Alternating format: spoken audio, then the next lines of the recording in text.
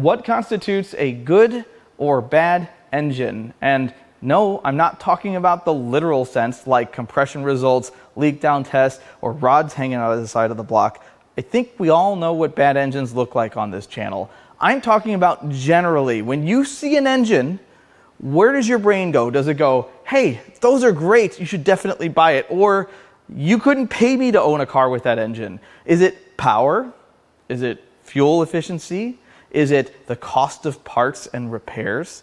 Is it how often you have to work on it and service it? Or maybe it's how risky it is to own before a catastrophic failure. And on that last note, that is where this engine comes in almost dead last, because I don't like these. Now, I'm not going to confuse the 3-liter Ecodiesel and say all of them are the same. They're not all the same. The 3rd generation, I don't hear hardly any complaints from.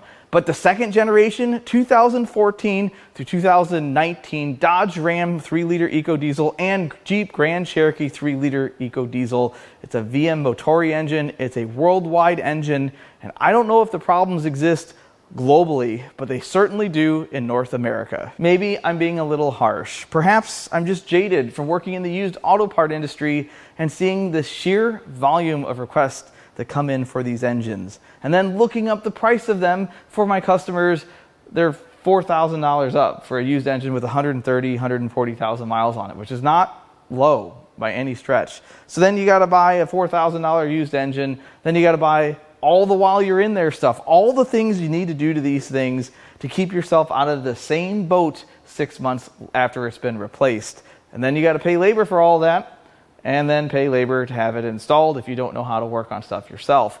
Ultimately, for people that don't know how to wrench on their own vehicles, you could be facing a repair bill approaching 5 figures. And if you'd like to buy a new engine, don't look it up. Now, in their defense, I've driven one of these Ecodiesel vehicles. I drove a 2014 Grand Cherokee. It drives nice. It's smooth, it's quiet, it makes great torque. It's very easy to drive, and it's very quiet.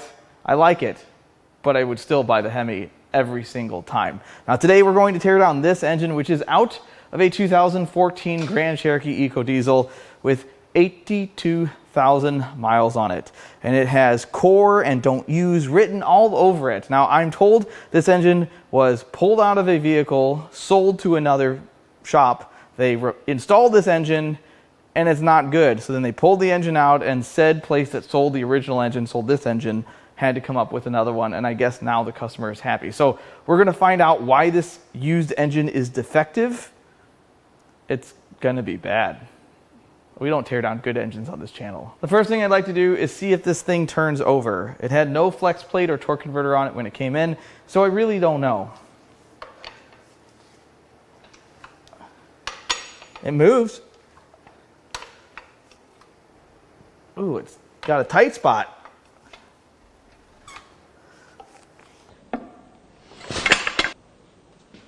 You're welcome. So this thing's kind of taken apart, I guess. I didn't look it over that close, and that injector was like this one. No, that one's still very stuck, but it's not bolted in anymore. So this side is missing some parts. It's missing the oil filter and oil filter cap, but I'm going to show you what this looks like. It's bad. So what do you make of that? What is all of that? Not very conducive to proper oiling. It does look like this thing has been cleaned. Maybe not. It is a rather clean engine, but again, most of the yards that sell engines power wash them. I clean all of my engines because I don't want someone getting a greasy thing. There's your heat tabs. Now, I've had a lot of questions on these. People stick these to cylinder heads, and when I say people, rebuilders and salvage yards, people that sell used engines, will stick these on a head or a block or both, and then if an engine gets super hot, if it gets overheated, the little center tab melts out of it, so you can tell that it's been overheated, kind of a way to protect themselves, although I don't know how that would end up in court. Either way, this has clearly been a used engine that was returned.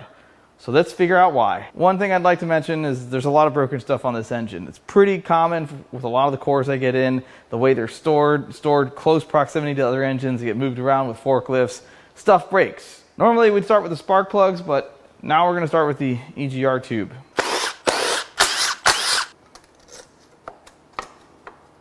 Holy macaroni. I gotta show this up close. It's like sucking all the light out of the frame. That is all soot. Soot. Not the kind you put on to go to a business meeting either. That is rough. When we pull this intake, we're gonna see some things. But before we can do that, there are lots of other things to do. Let's start with the other EGR pipe. That was tight.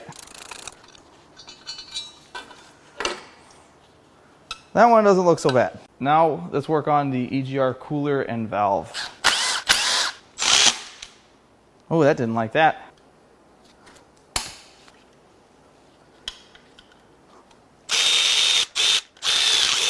There's a few things on this side.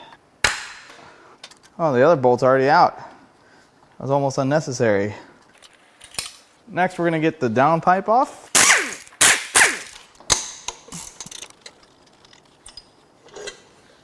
That gives us access to that. Uh-oh. Bad. Yeah, it won't be too bad. I think I can leave that on there. I hope that's not famous last words. All right, we've got more. We're coming off. There's a vacuum line, the actuator, and we're off. Now, I did look at this a little bit. Might be hard to see, but there's definitely signs of coolant leak here at the EGR cooler. That's not good. All right, we've got a lot of parts to pull off this thing, so I'm just gonna start buzzing bolts out till parts fall off. That's a later problem. All right, let's get the lines out. Why are they a different size on that side? Who did that? There's just two lines there.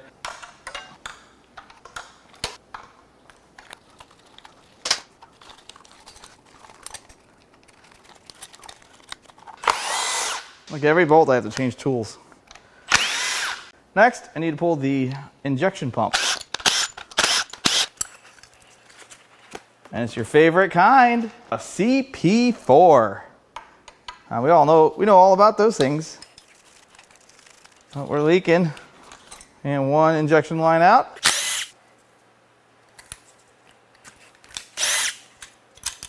I can just hang out there. All right, let's get the pump pulled.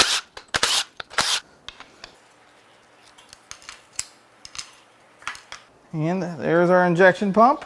Now we're gonna pull the metering valve and check for glitter party.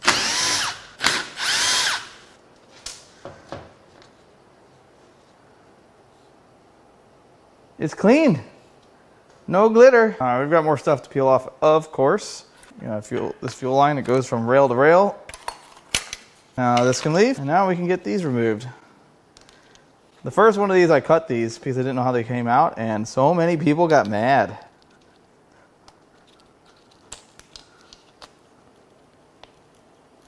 Let's get these injectors unbolted. That just hangs out. All right, I'm gonna be kind of gentle here. No, that's not gonna work. I got these out before. I might have to go watch my old videos to see what I did.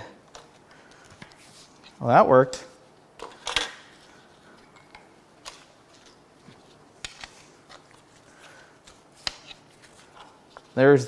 That's the trick. Let's go ahead and get this final injector out. Oh, come on now.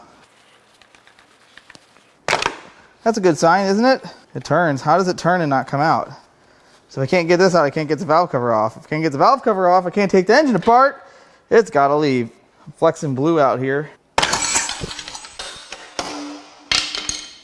Well, that could have been bad. I almost ended my lens there. It's not even budging. I got a little bit bigger bar. I don't think this is gonna work any better, but what is happening? There could be malice in the combustion palace. The smells that are coming off of this as well are lovely. I'm kind of at a loss here, guys. Maybe if I rotated a whole bunch. Okay, that's not helping. I guess I'll use slightly bigger pliers.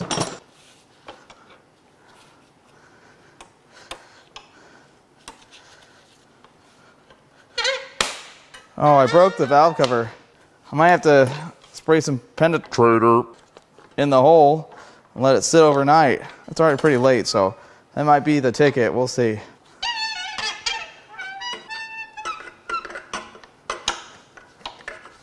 It's getting easier. Oh, I shouldn't say it's a single thing. Not even. I mean, I guess what we're going to probably have to do is cut or break the valve cover around it and pull it out, which is fine. I don't care. I didn't sell the first pair of Ecodiesel valve covers. I didn't sell the second pair, and this is the third one I've done. There ain't no loss there. But I'm still going to soak it with some penetrator. You never know. Let's get the final fuel line. All right, now we're going to remove the turbo outlet. There are some strange things I don't really understand about this engine, like why would it still have this glow plug wire and this glow plug connector? That doesn't make a lot of sense if it was installed into a vehicle, so I really don't know what's going on. Let's just get some bolts out. The bolt buried in here, which I'll get to. Then there's one buried over here, which I got to, and I feel like there's one in this arena. I just cannot remember. We pulled it. It's not really a throttle body, but do we pull that off? Let's get the first hard to get to one out. Got a little swivel socket in here. It works most of the time, including this time. We go ahead and remove this. It's really a shutdown throttle body. I feel like it's hiding a bolt or something. I can't remember exactly how all of that worked on the last one because I haven't torn one of these down in a couple years. Yep, I'm not sure I could have gotten to this without that out of the way. Okay, let's see what happens here. It's very firmly mounted. Did I miss a bolt? Oh, I missed a bolt. I probably did that on the last one. That turbo outlet's still kind of in the way, but we might be able to snake it out of there. Nope. Do you have to pull the turbo off to get the intake off? And if so, why? Why would they do that to such loyal customers? Now we got the bolt out. I'm just going to go ahead and pull the bolts. Well, I guess I can't get them all.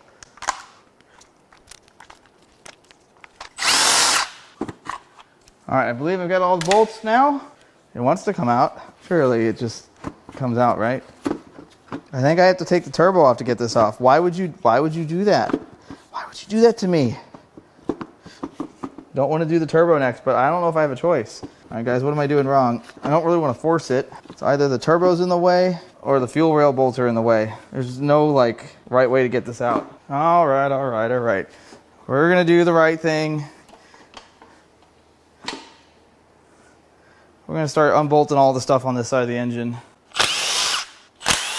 It is time for the dipstick tube. There's a bolt holding it into the pan. Oh, that's unhappy. More unhappy. Trying to get away with doing something I shouldn't. Hopefully this dipstick tube forgives me. Yeah, and this. All right, now we've got our exhaust manifold. I'm gonna go ahead and zip those out. And then we've got some bolts over here. Let's see how many of these we can avoid breaking. I feel like we're gonna break some for sure. This is really in there. And now it's out. All right, let's zip some bolts out. That's gonna be a problem. Oh. All right, we're gonna crack those loose by hand and hopefully not break them. Please.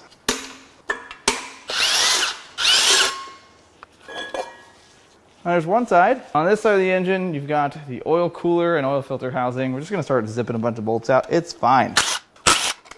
This thing is very layered, so you have to pull this off.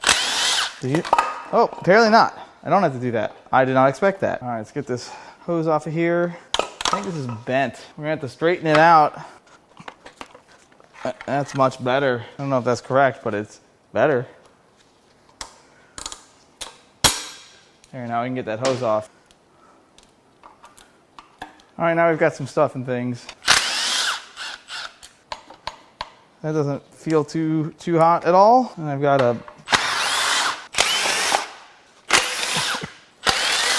All right, the next step is not fun. I have to get these 13 millimeter nuts loose. I don't think they're gonna fight me too bad. But why is this painted black? Is this a reman engine? See how that's all painted black, that oil return? Anyway, let's go ahead and get those loose, and then we'll zip the same nuts out of the head.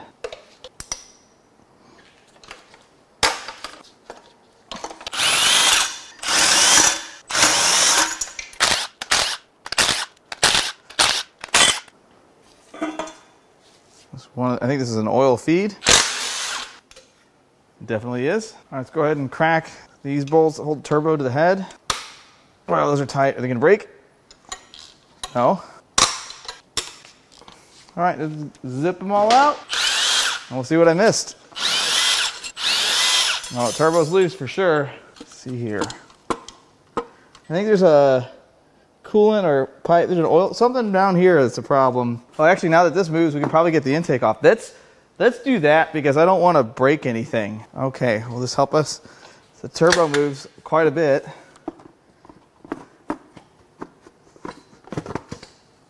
Okay, well, this comes with a little harness. We'll just pull it all off in one piece. Oh man, I don't know if I need to censor this. This looks so bad. Here's a swirl jumper. I think this is the worst one I've seen. I mean, this is like completely plugged up in places. Like, I don't even know. Like, there's giant pieces, chunks of it. Now, what happens when that engine ingests some of that? It almost looks like some of this is melted. Yeah, this is not all right. Yuck. Yeah, this isn't melted. This is just the amount of crap. No other way to put this. The amount of junk in this thing is just disturbing. This thing ran terrible. Now, these aren't engines that you can really see down too far into, but this is atrocious.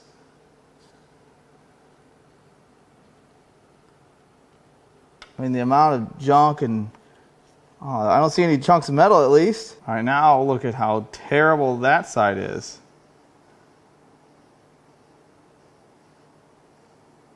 Yikes. Something else worth noting, this is the coolant pipe that ruptures regularly. I would say regularly. This is the one that ruptures and really ruins a lot of these engines. And it's a ton of labor, as you can see. Usually it's a cab off. So cab off, and then everything I've done to this point to get this hose out. And this is ruptured. Now, I think what I did is I just put some force on the turbo, and when I pulled it backwards, it just ripped that apart. So that was in very poor condition. I don't think it was ruptured before, or maybe it was, and I just helped it along. But that's not good. I think all we've got is the oil drain, really. Oil feed is in the way. There's the right way to take it off, and then there's the way that we're going to do it.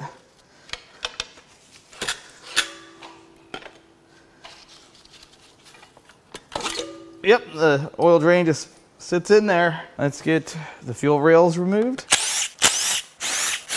Those were not very tight. Let's try some more stuff like that.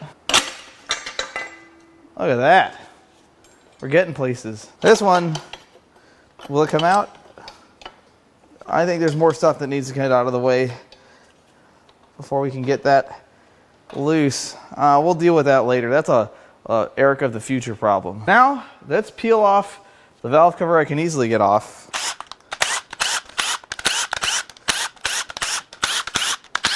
This is a job for our buddy Blue, our Blue buddy.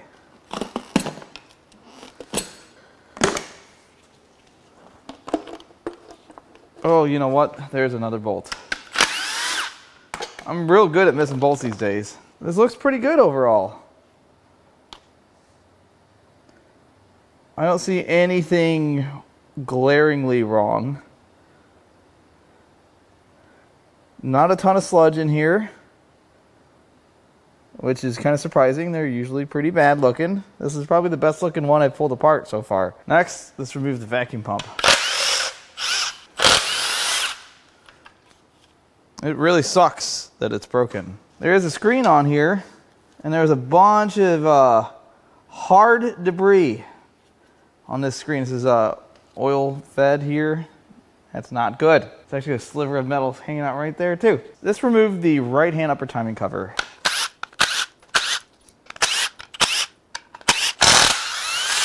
Okay, we're gonna do this the wrong way. Yes, I can. You can almost always do things the wrong way. There's so much sealant around this, kind of tells me this might have been off.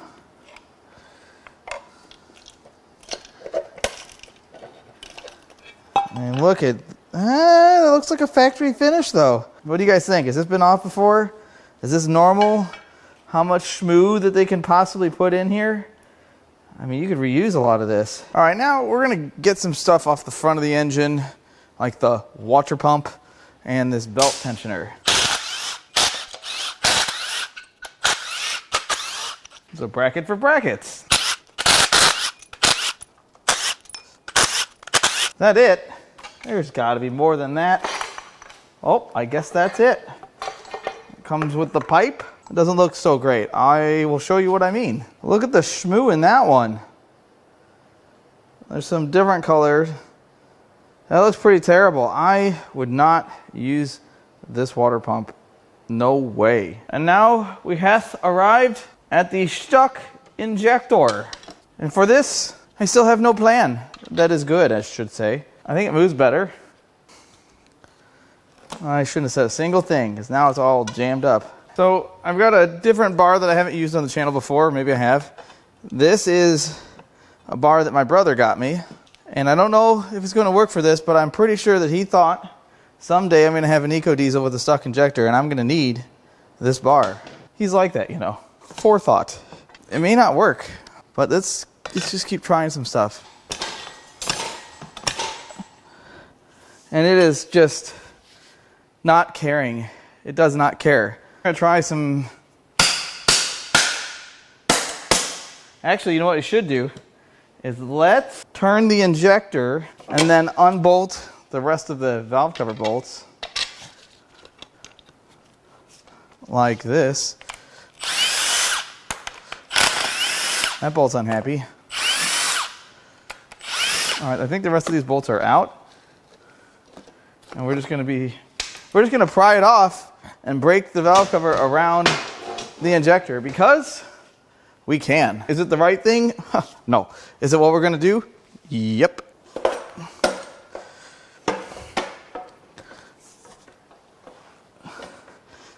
Is it possible? That's another good question.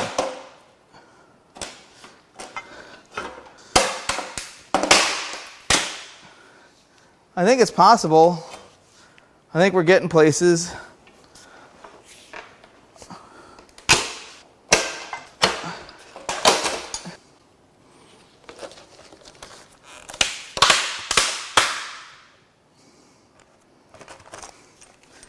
Well, that wasn't terrible. This side is a little more sludge. And whatever this is,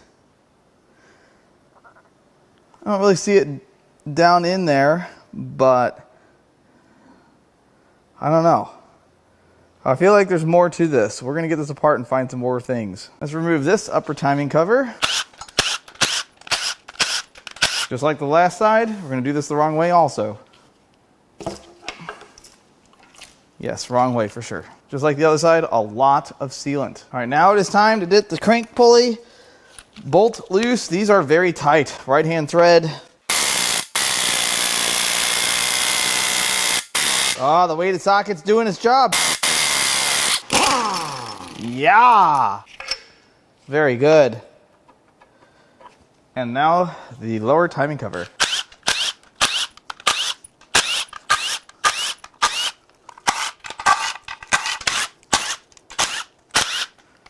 And now we should be able to pry that off. I don't really want to pry off the plastic guides. That would be bad.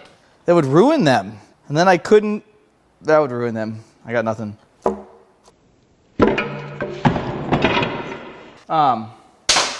I probably should have left a bolt in it, but I did not. So overall, this doesn't look bad. It doesn't look bad, okay? I don't see any guides coming apart. I don't really see anything too terrible. The tensioners don't look hyperextended. There's some junk down there, but that could have fallen when I pulled timing covers. This doesn't look bad. Now we're going to peel the timing system off. We're going to start by cracking the rails loose. Literally. Now let's unbolt the chain tensioners.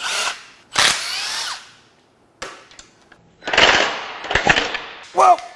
Where's safety tote? I need safety tote. This is dangerous. That had some force behind it. And there's the spring that caused all the crazy chaos. How does that fit inside of that? Safety tote has not made it to my garage at home, so we're gonna have to improvise.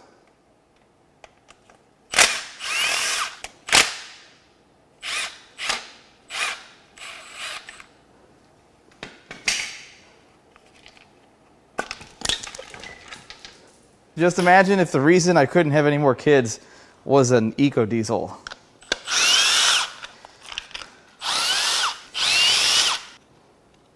That's still very taut.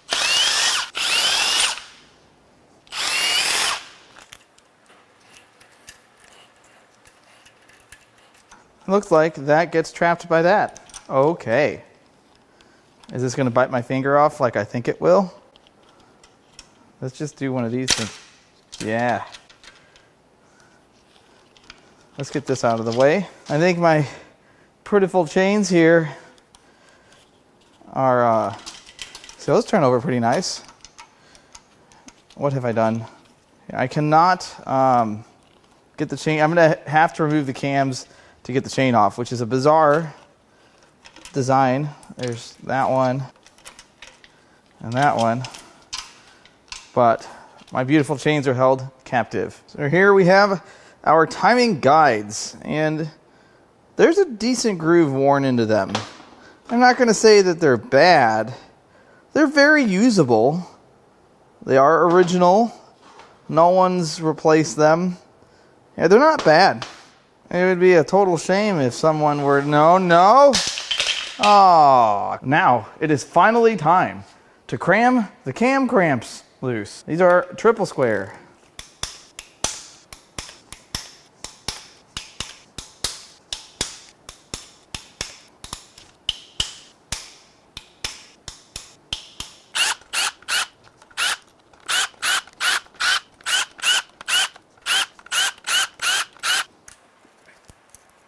Oh, I see problems.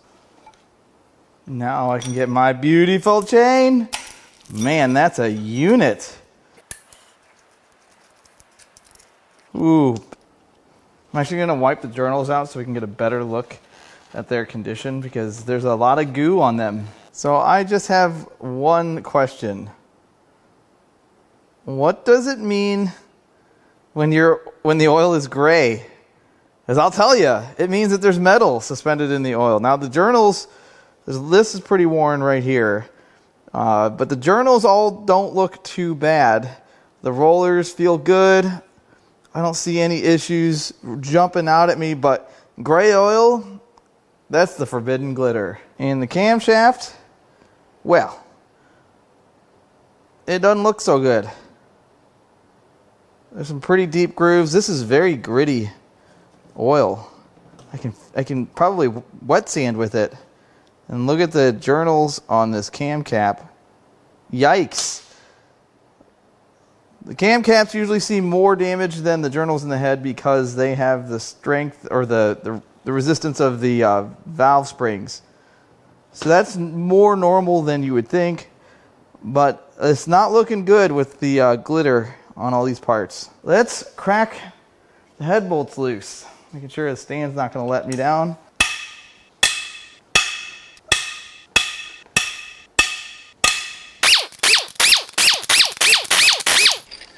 Look at them beefy bolts. Oh, the stench. Oh, you could choke a maggot with the way this smells. These gases get trapped in there for a long time, and man, they are ripe. So here's the head gasket. And I don't see anything too peculiar. A little bit of buildup here, but it looks good. This, on the other hand, well, it looks better than I thought it would. So the pistons really have no signs of issues. I wiped that one out a little bit. A little bit of buildup. It doesn't look like they struck anything. Those are factory valve reliefs. They weren't created by the valves. Not this one. There's some vertical wear. Pretty heavy vertical wear on that side. Can't tell what those two look like. But overall, this is better than I expected. And the cylinder head looks nice. And now it's time for the first round of science of the evening. I think we're okay. Moving right along to the other cylinder head. Let's go ahead and cram these cam cramps loose.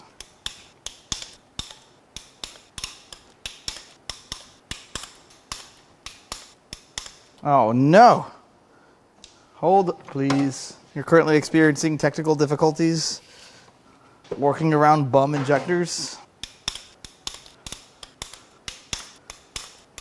We'll zip these out.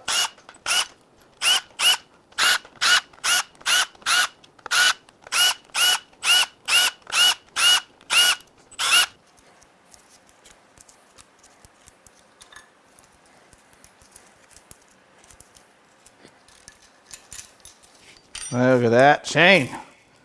Come here. Well, we have more gray oil. Silver sparkles and swirls. Let's get a light on that. Look how beautiful it is. Not what you want to see in your oil by any stretch. The rest of this doesn't look too terrible. Some of these journals have really deep grooves. This is definitely worse than the other side. There's even a piece. Uh-oh. That's real bad. Hold on. That is a piece of metal stuck in the oil supply for the camshaft. To quote my earlier self, that doesn't go there. Not looking good, folks. It's quickly coming apart. Now, what is ironic is I wiped off the camshafts, or at least this, well, I think I did both of them. And there's not as much damage to this one or this one. I mean, they're not perfect. They're pretty coarse looking. I don't really like the way they look.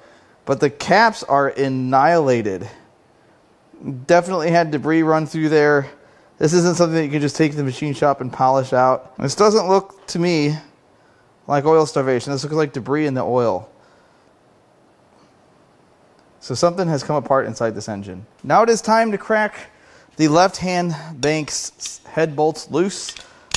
We have to contend with this busted injector that's stuck in the head.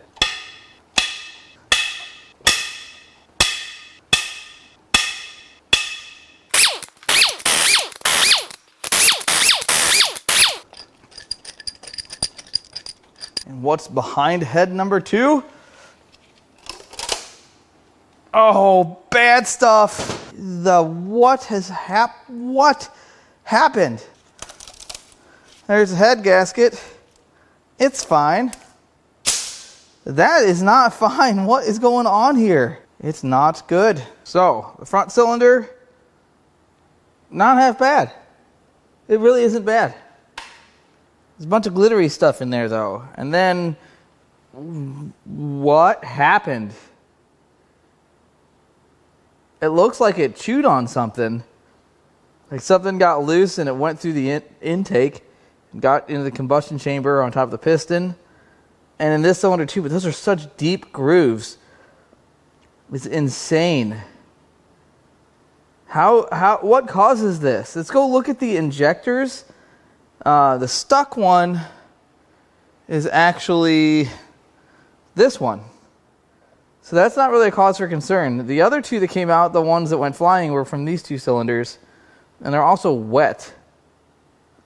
It's peculiar. I don't understand what would cause this other than some debris running through the intake. And it looks like, hold please, there's something right here. It's a chunk of metal, but is that just a part of the piston? the combustion chambers don't look too beat up, which is what's really bizarre. It makes no sense to me. There's our stuck injector. Tip is not destroyed. There's no issues there. I don't understand what has happened.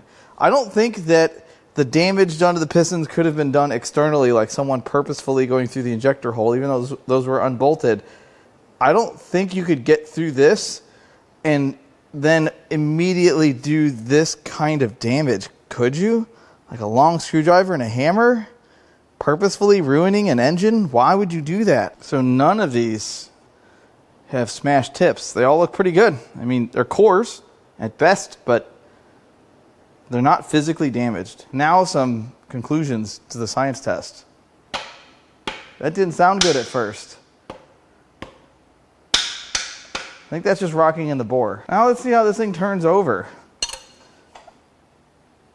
Oh, very badly.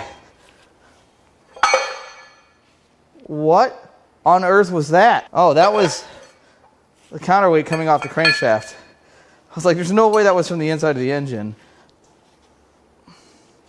Yeah, this feels terrible. I think bad stuff is happening on the inside. Just keep going.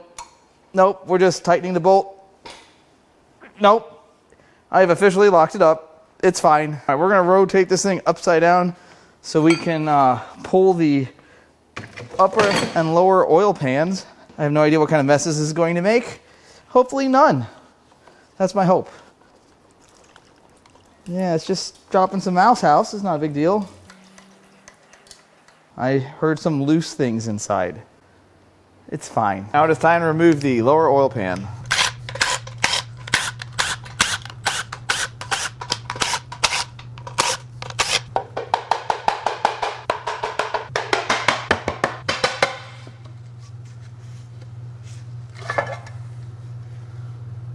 Oh no, that's not good. What is that? That's part of a, oh man. There's some paste in here and not the kind that put things together. Well, I don't know how easy this is gonna be to tell on camera, but there's some stuff in here that is bad. That's a sliver of metal. Let's shed some light on this situation. The amount of silvery, pasty bearing fragments in here, it's wild. I did not expect to see this much of it. There's small slivers, big slivers, long john slivers. Yeah, not good. This is how they manufacture anti-seize. And the engine does turn over. So how bad could it actually be? So the surface here makes me think that this part's never been apart. Pickup tube is clean. I don't see a bunch of debris. There's a few slivers in there, but it's not like it's completely plugged. Let's go ahead and pull this upper oil pan off. Nope, we'll come back to that one.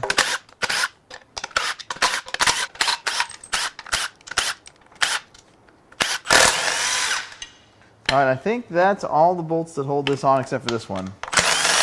Oh, it's not tough at all.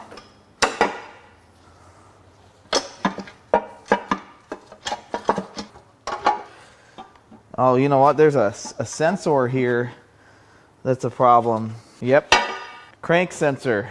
All right, now that that's removed, I don't see anything too terrible. Inside of the upper pan, no large chunks, but a lot of, look at that. That's all jammed in the crevasses of the pan. Let's remove the pickup tube. Come on now.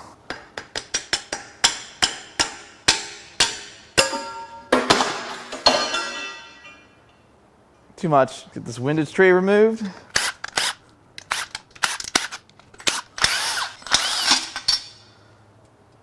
Oh, I see. I actually don't see anything weird yet. Oil pan gasket.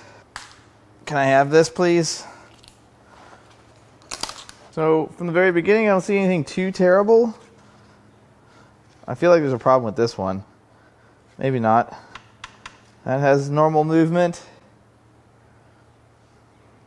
But I don't see anything jumping out. It definitely isn't as bad as the last one of these, which had a chunk of rod jammed between the crank and the block that I didn't see until we pulled the pan.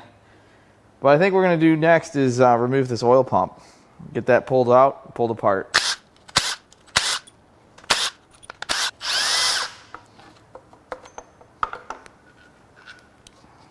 There's our oil pump, or should I call it the bearing pump?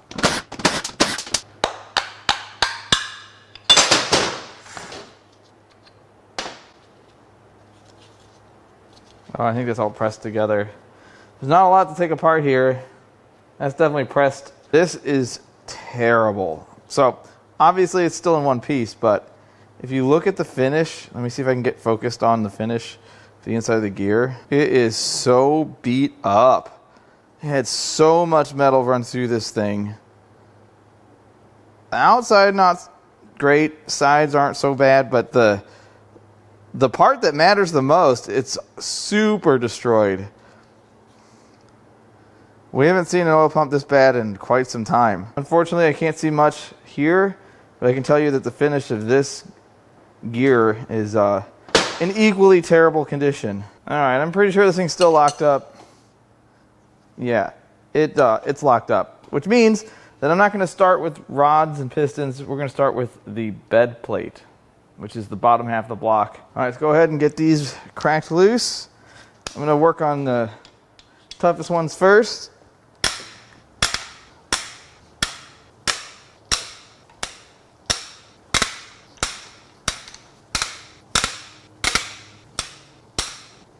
Okay, those I think I can just buzz out.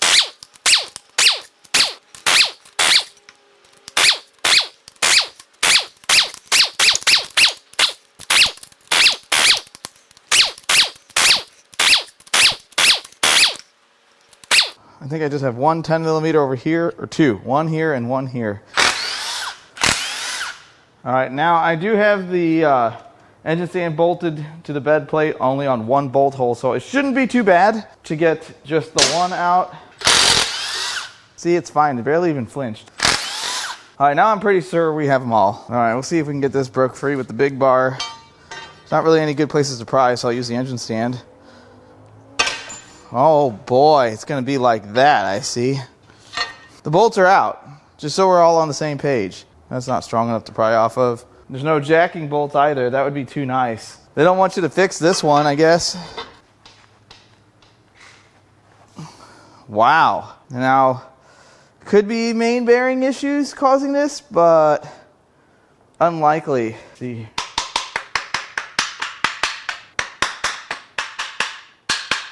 What is going on here? Just when I thought it wasn't going to break loose, we have separation, and the bed plate is loose. Make sure we're all hunky-dory. What is going on here?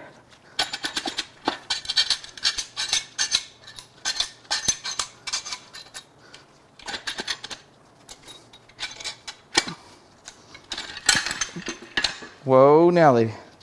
Oh, there she is. We got a problem. Oh, yikes almighty.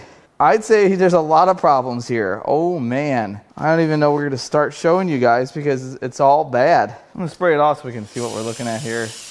Don't worry, there's no evidence being washed away. There's enough evidence to go around. Maybe that's a bad choice of words because this engine spun not one, not two, but three main bearings. Three spun main bearings.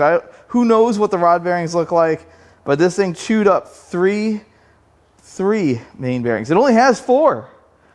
75% of the main bearings are gone. There's some slivers. Let's get some close-ups on this here. It is bad. And I hate to sound like this, but I'm going to say something that applies to these engines. This is kind of what they do. This is what they're known for. This is why if you go on eBay and you go to buy a used crankshaft, sometimes they will come with used bearings because you can't even buy, I don't think you can even buy bearings for these things. This is super common. Yeah, I think that's why the bed plate was so hard to get off because that is probably friction welded to the crank. The lower one probably is. Which means the block is going to need a ton of work to be serviceable, regardless of what the bores look like. It's going to need to be line bored if there's enough material there. Yikes. And look how torn up these journals are. I think this is going to find its way to the scrap bin, honestly. And it takes a ton of machine work to fix all this. Is it fixable? Absolutely, probably. Probably so, but should it be fixed? I don't know. That's the only bearing that stayed in place. That one right there. All right, so we're going to see if we can turn it over now so we have access to all the rods, which we could technically get out now, but oh yeah, look at that. I just wanted to make sure I started at the front. So we're going to go ahead and get the front 2 rods and pistons out. We'll work our way to the back. It's more hygienic that way.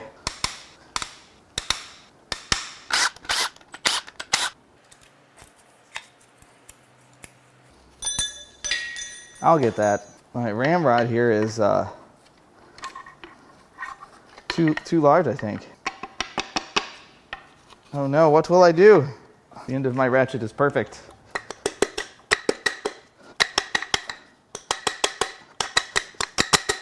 Oh, it's barely coming out. I don't want to fire it at the ground. I'm not even to the first ring. All right, this is probably not going to do it either. This is a BMW fan clutch wrench.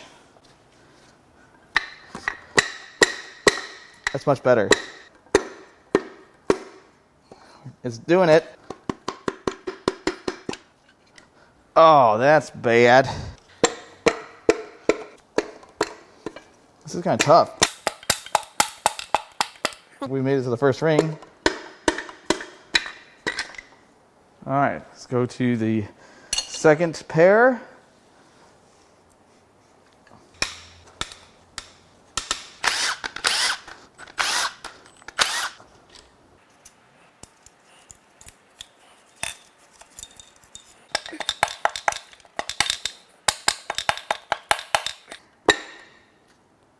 Oh, the end of this is suffering. Oh, it's starting to get down to metal. I can't really do this. I just made a huge mess and modified this. It's fine.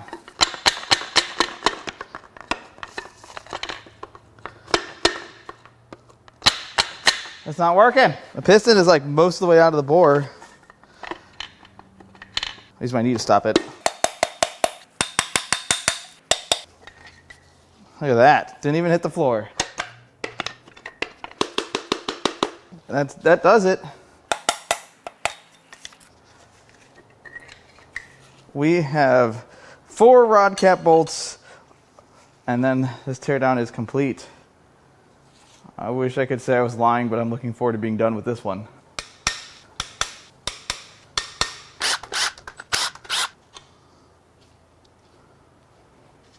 All right, now in this case, since those are the final 2, should be able to, oh, you can't remove this. This doesn't come off.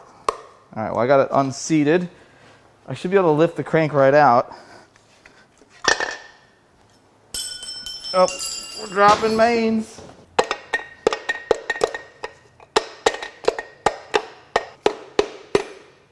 Made it past first ring.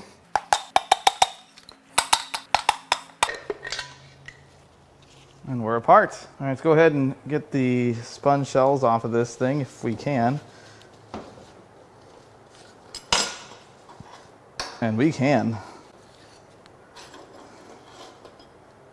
Wow, the amount of damage to these shells is bonkers. All right, let's get everything cleaned up and we'll look everything over. And now we need to get the thrust bearing, the lower shell out of here, which is seemingly stuck. Usually these come out by hand, but this is not one of those usually situations.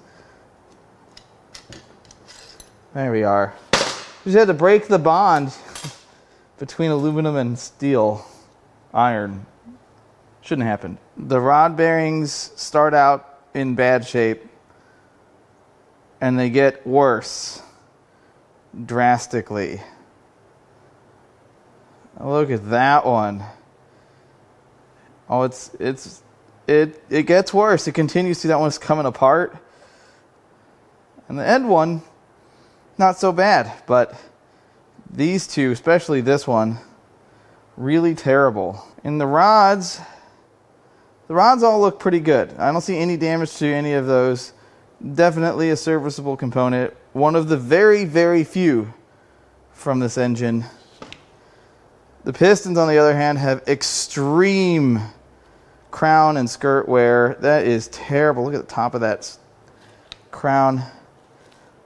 Lots of junk in the oil control rings. Those are completely plugged up. I gave these a brake clean bath.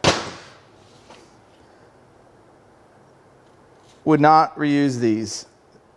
Heavy scoring. A lot of times overheating will cause this. And it doesn't necessarily mean the engine was running hot.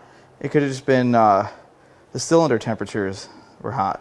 So much deposits on this. It's insane. Look at that one starting to really come apart. Wow. That's really impressive, I think.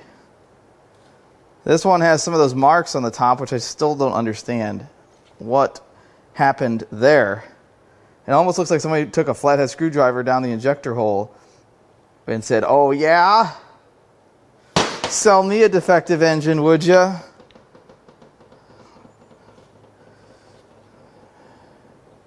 Ultimately leaves us scratching our heads.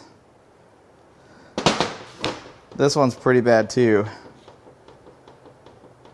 They're all relatively unhappy. None of those things led to the demise of this engine as much as the main bearings. These are, this one's coming apart. This one's deformed. Let's get a closer up of these here. It's incredible that an engine like this can do so much damage and keep itself together. Most of the time these things don't do that. I wish I could say that this is an anomaly, but this is not. These engines are really known for bottom end issues. And I dug out the thrust bearings, which have very heavy wear on them as well. Now the crankshaft actually fared a little better than I expected for having grabbed main bearings and taken them for a ride. Is it good? No, not even a little. But I expected much worse damage than this. I mean, this isn't good, but I figured it would look worse. I think this could be reground, maybe? What do you guys think? Salvageable? And while the journals in the block may look okay, I promise you, anytime it spins a main bearing, it's going to require machine work. They don't just spin and not hurt the block. Let's take a look at some bores. Hopefully it's not too boring. And there's quite a bit of wear on that side of the bore. There's also quite a bit of staining in some of these, like some moisture sat in here, which could have been done well after the engine was removed. This engine's been kicking around my shop for a while because I had somebody that wanted to buy it as a builder. It would have been a buildable engine with enough machine work, but that never transpired, and I decided to tear it down. So much buildup at the top. Yep, same thing on this side. This one's got some really deep grooves.